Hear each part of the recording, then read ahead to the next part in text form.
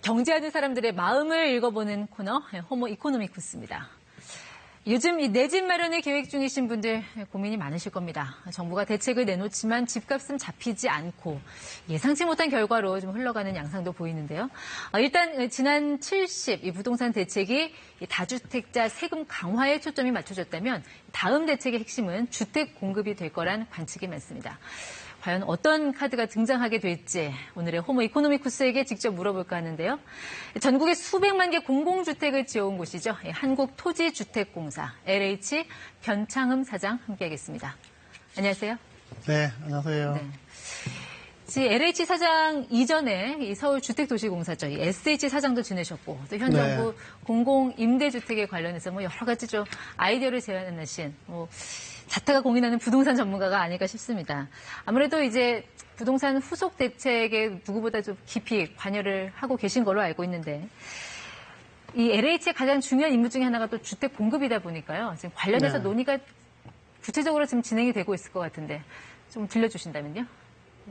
네, 아무래도 현재 부동산 가격이 상승하게 되는 여러 가지 원인 중에는 유동성 문제나 저금리 문제도 있지만 주택 공급이 부족할 것이다라는 이제 막연한 그 불안감이 있는 것이 사실인 것 같습니다. 네. 그런데 실제 정부가 주거복지 로드맵이라든지 또는 3기 신도시를 통해서 주택 공급을 확실하게 진행하고 있고 그다음에 도심에서도 안정적으로 주택을 공급하고 있고 그것이 지난 5월 6일에 발표가 됐습니다. 그런데 아마 그 부분에 대해서 충분히 좀 인지를 하고 있지 않는 것이 아닌가 이런 생각을 하고 있습니다. 후속 대책이 한 이달 말쯤 나올 걸로 예상을 하고 있는데요. 그 계획에는 그러면 어디에 어느 정도의 주택이 공급되는지가 좀 구체적으로 윤곽을 드러내는 겁니까? 여러 가지 형태로 주택을 이제 추가로 공급하는 방안들을 논의하고 있습니다. 실제 아까 말씀드린 것처럼 신도시나 주거복지 로드맵을 통해서 기존 정부보다도 약 한 30% 정도 주택을 더 많이 공급하고 있거든요. 주거복지 로드맵은 매년 21만 호를 공급하고 있고 그중에 15만 6천 호를 2025년까지 LH가 공급하고 있습니다. 그럼에도 불구하고 이제 주택 공급의 불안감을 확실히 없애기 위해서 이제 추가로 공급할 수 있는 방안이 무엇이 있는가를 이제 이 기존의 신도시나 또는 이제 소규모 택지의 밀도를 높이는 방안, 그다음에 이제 추가로 이제 부지를 확보하는 방안, 거기에는 군부대라든지 이런 이제 유휴부지를 활용하는 방안이 있고, 기존 도심에서도 이제 지난 5월 6일에 공급 확대를 발표했지만, 추가로 이제 역세권이라든지 이런 방식을 통해서 공급하는 방안들을 찾아내고 있습니다. 방금 이제 군부대 유휴지를 말씀하셨는데, 저희도 조금 전에 전해드렸습니다만, 태릉 골프장 부지 개발 관련 소식이요.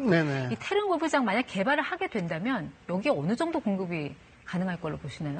그래서 일부 언론에서는 한 84만 제곱미터쯤 되니까 2만 호까지 얘기하는데 그 정도까지는 좀 힘들 것 같고 어쨌든 이제 10,000호 정도는 이제 공급 가능할 거로 생각을 합니다. 그런데 실제 이제 그 부분이 이제 최종적으로 정책 결정을 해야 될 부분이고요.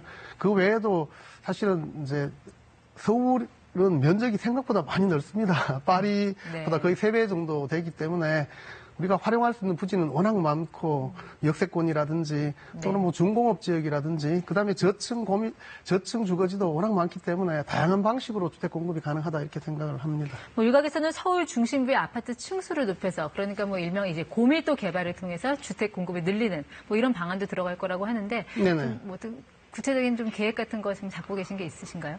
서울시에서 과거부터 이제 역세권 청년주택이라는 방식으로 이제 주택 공급을 해왔는데 사실 그 부분이 서울시 정책이었지 정부 정책으로 본격화되지는 않았다고 생각합니다. 서울에 약 한 380개 정도의 지하철역이 있는데 만일 지하철역을 고밀로 개발한다면 훨씬 많은 주택을 공급할 수도 있고 사실 이제 중공업 지역 같은 경우에는 과거에 이제 공장이 입지한 지역이잖아요. 근데 서울에서는 사실 공장이 작동되기 상당히 좀 어려운 지역이 많기 때문에 그 지역에 대해서도 4차 산업시대에 맞게 고밀화하고 나머지 지역을 주택을 공급하는 것 한 방법이 아닌가 이렇게 생각합니다. 좀 전에 이제 역세권도 말씀을 하셨는데 이번 추가로 나오는 공급 대책에는 그러니까 사람들이 정말 좀 살고 싶어하는 서울 도심의 어떤 그런 핵심 지역에 대한 공급 대책까지 같이 포함이 되어 있는 겁니까? 아마 그럴 걸로 저는 생각을 하고 있습니다. 지난 5월 6일에 서울에서 7만 호의 주택을 추가로 공급하겠다는 것을 발표했거든요. 거기에는 이제 공공 재개발이라든지 가로주택 정비 사업이라든지 저층 주거지를 이제 그 본격적으로 개발하는 방안에 대해서도 제안을 했는데 별로 주목을 하질 않고 재개발 재건축을 더욱더 활성화해야 된다 또는 규제를 완화해야 된다 이런 주장만 많이 되고 있어서 약간 좀 저로서는 이해하기 좀 어려운 부분이 분명히 있습니다. 무엇보다 이제 LH에서 가장 역점적으로 추진하고 있는 게 그 3기 신도시 아니겠습니까? 네. 이게 좀 아직 알려지지 않은 측면이 있어서 과연 뭐 제대로 입주가 될 건지 뭐 좀 우려하는 시각도 있어요. 지도를 보시면 이제 3기 네. 신도시로 지정된 지구가 인천 계양, 그리고 남양주 왕숙, 하남 교산, 고양, 창릉, 부천, 대전 5개 지역입니다. 네네. 가장 궁금한 거는 언제쯤 입주가 될 거냐는 거죠? 네, 지금 이제 보시다시피 이 5개 지역은 기존의 1기 신도시는 이제 개발 제한구역 건너편이고 2기 신도시는 충분히 떨어진 데 비해서 이것은 개발 지역구 안쪽에 들어있어서 서울에 아주 가까울 뿐만 아니라 입지가 좋은데도 불구하고 네. 이름이 다시 낯설기 때문에 국민들이 잘 이해를 안 하시고 있고 위치가 네. 어딘지 명확하지 모르고 계신 분도 많으신 것 같아요. 근데 이 공급은 저희들이 지금 이제 초기 입주는 지금 사전 청약까지 고려하면 2025년에는 초기 입주가 가능할 것이다. 이렇게 지금 저희들 계획하고 있습니다. 그런데 이제 교통 대책이 물론 관건이 될 것 같습니다만 네네. 자칫 여기가 뭐 잠만 자고 오는 그런 베드타운이 될 거 아니냐 하는 그런 좀 우려 섞인 시각도 있거든요. 네네네. 네. 실제 이제 그 자족 도시의 가장 대표적인 게 이제 판교로 많이 들지 않습니까? 네.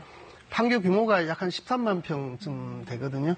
근데 지금 이제 5개 신도시랑 이제 과천까지 포함해서 자족 용지를 판교에 13배 정도 공급을 합니다. 네. 약 한 170만 평쯤 되는데 그 정도면 충분한 물량의 그 자족 용지를 공급하고 있고 그래서 주택만이 아니라 일자리, 뭐 쉴자리, 놀자리까지 같이 공급한다 이렇게 보시면 될 것 같습니다. 근데 아무리 공급을 많이 하더라도 사실 네. 문제는 이제 가격일 것 같아요. 분양가는 한 어느 정도로 대략 예상을 하십니까? 기본적으로 저 신도시는 그 공공택지로 개발되기 때문에 LH가 공급하는 공공분양이나 민간이 공공택지에서 공급하는 분양주택이나 모두 다 분양가 상한제가 적용됩니다. 네. 그러니까 시세보다도 약 한 20% 이상은 싸다 이렇게 볼 수 시세보다 있습니다. 20% 이상은 좀 쌀 거다. 네. 요즘 다시 거론되는 것 중에 하나가 이 토지 임대부 주택입니다. 이제 과거 반값 아파트라고도 불렸던 거죠. 네네. 여기에 대해서 뭐 추가로 계획하고 계신 게 혹시 있으신가요? 과거에는 이제 구상에 그쳤습니다만. 네, 이게 분양주택하고 공공임대주택 두 가지만 있다 보니까 그 중간 유형이 좀 필요하지 않는가 해서 나온 게 토지임대주택이고 그 외에도 이제 환매조건부 주택이라든지 이익공용주택에는 다양한 유형들이 제한되고 있는데 이 부분은 국토부랑 또 정부랑 같이 협의해서 새로운 방식을 많이 검토해서 추진할 예정입니다. 자, 지금 내 집 마련을 고민하고 계신 분들한테 뭔가 한 말씀 해주시다면요? 네, 과거보다도 이 충분한 물량의 주택이 공급되고 있고 또 택지도 공급되고 있기 때문에 불안할 것이 없다 이렇게 생각을 하고요. LH는 그 과거 어느 때보다도 많은 주택을 공급하고 있고 네. 충실히 진행하고 있기 때문에 국민들이 믿어주셔도 되지 않을까 이렇게 생각합니다. 알겠습니다. 네, 지금까지 호모 이코노미쿠스 변창흠 사장과 함께했습니다. 고맙습니다. 네, 고맙습니다.